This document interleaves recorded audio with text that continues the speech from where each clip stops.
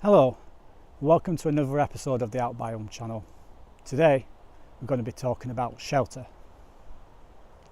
Okay, so shelter isn't just all that you carry in your bag, it's also what you carry on yourself.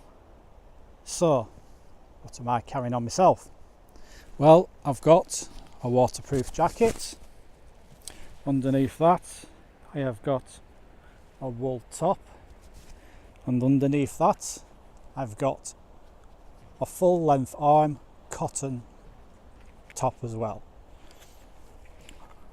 I've got cotton and polyester trousers that are work grade, and I've got a good pair of leather boots, full grain leather, waterproof.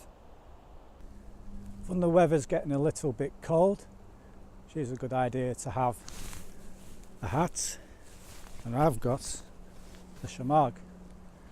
Now shamag is quite useful for many different things. It's not only just a nice scarf or a hat, it can be used for a sling, it can be used to filter water, it can be used as a fire tinder. It's got many different uses, so if you're spending any time outside in the wild, it's usually a good idea to have one with you. When the weather's getting a bit bad, you could always use some waterproof bottoms as well over your trousers. You can get your hood up and you'll be just fine. Although what happens is that the water will come straight off your jacket onto your waterproof bottoms and onto your boots. Now if you've not got any waterproof trousers, of course your under trousers are going to get soaked next to no time. And for when things are getting really serious, you can always break out the lightweight waterproof poncho. Can't go wrong with this. This can also be used as a shelter as well. Okay, so to some man-made shelters. First, I think we've got possibly one of the most simpler ones, and that's a bivvy shelter.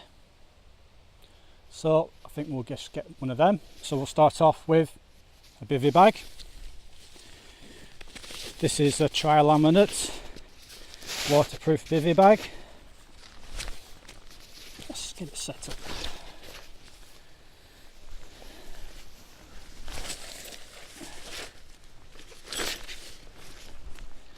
First we just want to find a good spot to put it. Here will do fine. That's the right way up.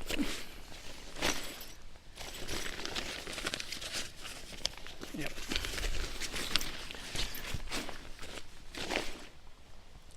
And then the next thing we want is a kit mat.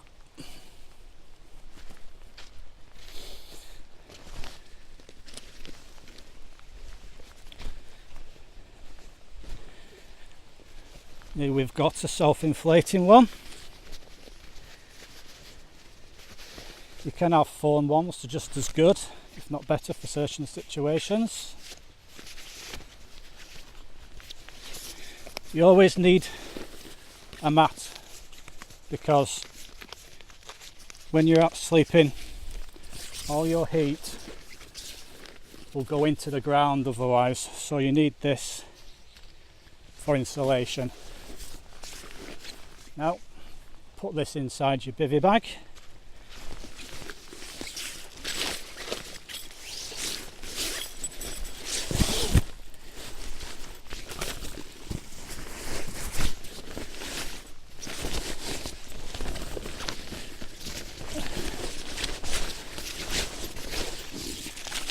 Take a little bit of coaxing. It will fit.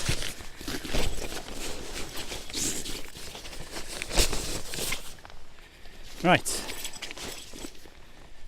next thing you're going to need is a sleeping bag.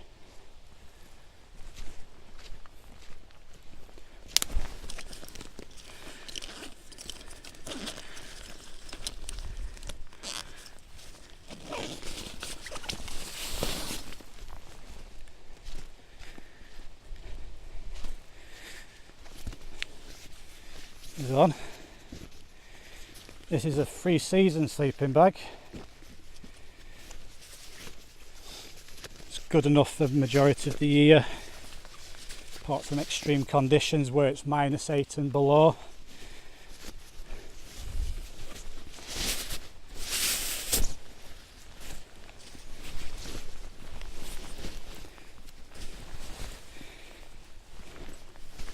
Put that in your bivvy.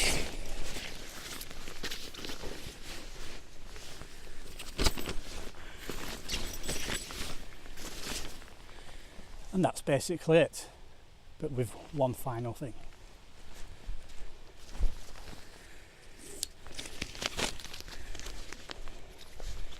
I'll need a few creature comforts, so why not add a pillow in, because it can always be a nice and comfy night with one. This is also self-inflating. Takes a few minutes to do, but put this in as well,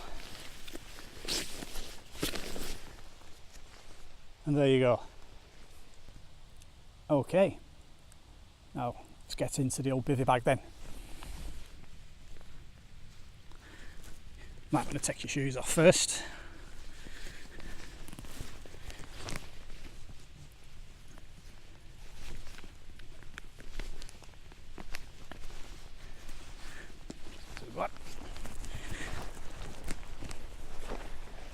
And clamber in we go. So here we've got insulating layers, decent sleeping bag, and the waterproof outer shell under normal circumstances. This is all you need. If it gets really rainy, this particular one, this bivvy bag, has got its own little lid. You can just put it over yourself and you'll be fine.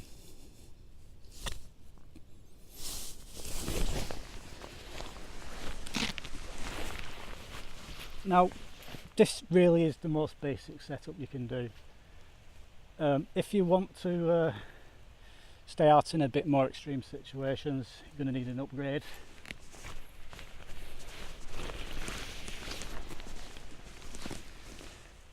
So here's our upgrade.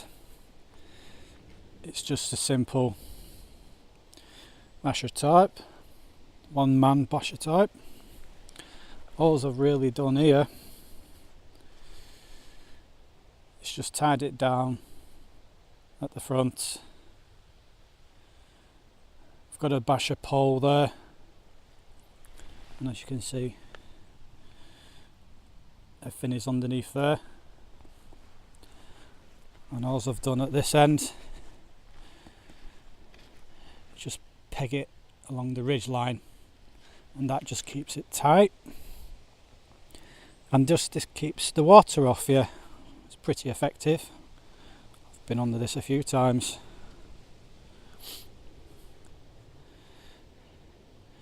These basher types, they're not expensive. You can get them as military surplus, and yeah, they're a really good piece of kit. Now this just serves as an example. There are lots of different ways you can set up a type or a basher.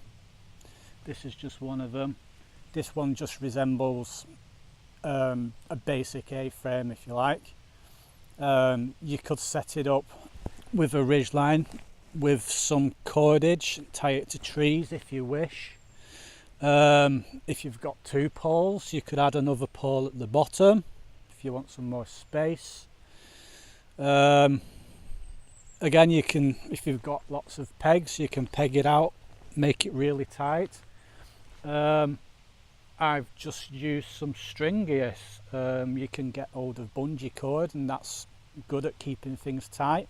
So you're only really limited by your imagination and your ingenuity as to what you can do with a basher type.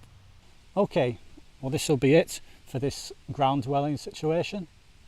Next time will be in the trees in the hammock. So don't forget to like, subscribe and comment, and I'll see you next time. Keep on wondering, keep on wandering.